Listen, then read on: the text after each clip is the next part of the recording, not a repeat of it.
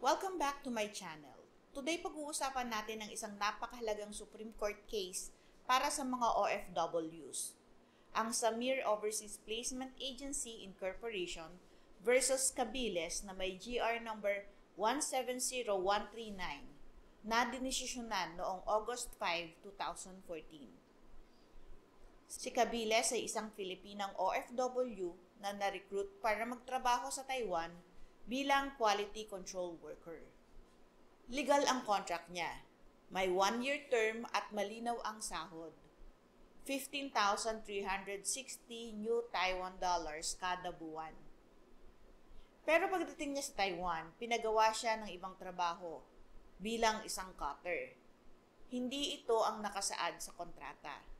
At hindi pa siya nakakaisang buwan, tinanggal siya at pinauwi agad sa Pilipinas. Noong October 1997, nag-file si Cabiles sa NLRC o National Labor Relations Commission laban sa wakul ng illegal dismissal. Humiling siya ng pagbabalik ng kanyang placement fee ng halagang ibinawas para sa gastos sa repatriation at pagbabayad ng kanyang sahod para sa 23 buwan na natitira, pati na rin ng moral at exemplary damages. Tinukoy niya ang wakul bilang dayuhang prinsipal ng Samir Overseas Placement Agency.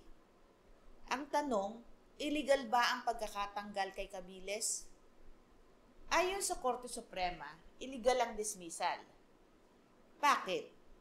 Una, wala itong just cause.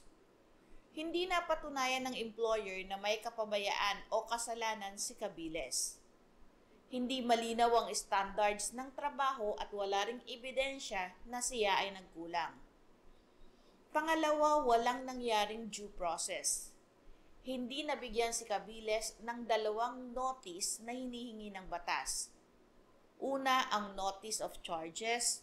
Pangalawa, ang notice of decision. Hindi rin siya nabigyan ng pagkakataong maipagtanggol ang sarili. Agad-agad siyang pinauwi. Mahalagang tandaan po natin, kahit si Cabiles ay nagtrabaho sa ibang bansa, ang kanyang kontrata ay ipinasok sa Pilipinas. Ibig sabihin, saklaw pa rin siya ng ating labor code at ng karapatang konstitusyonal sa security of tenure. Mula sa kasong ito, may 4 na pangunahing aral. Mayroong security of tenure para sa OFWs. Hindi basta-basta pwedeng tanggalin ang mga manggagawa abroad. Nandyan ang just cause requirement. Kailangang may malinaw at matibay na dahilan at suportado ng ebidensya. Kailangang sumunod sa procedural due process. Dapat sundin ang 2 notice rule at bigyan ng pagkakataon ang empleyado na marinig ang kanyang panig. At ang burden of proof ay nasa employer. Ang employer o agency ang dapat magpatunay na tama ang dismissal. Itinatag din ng kasong ito ang prinsipyong tinatawag na Lex Luque Contractus. Ang batas ng lugar kung saan nagpermahan ng kontrata ang siyang masusunod. Kaya kung sa Pilipinas pinirmahan ang kontrata, sakop pa rin ng ating batas paggawa kahit sa abroad ang trabaho. Kaya't malinaw, protektado ang ating mga manggagawa, lalo na ang mga OFWs. Ang kasong Samir versus Cabiles ay paalala na hindi pwedeng tanggalin ang isang empleyado ng walang sapat na dahilan at tamang proseso.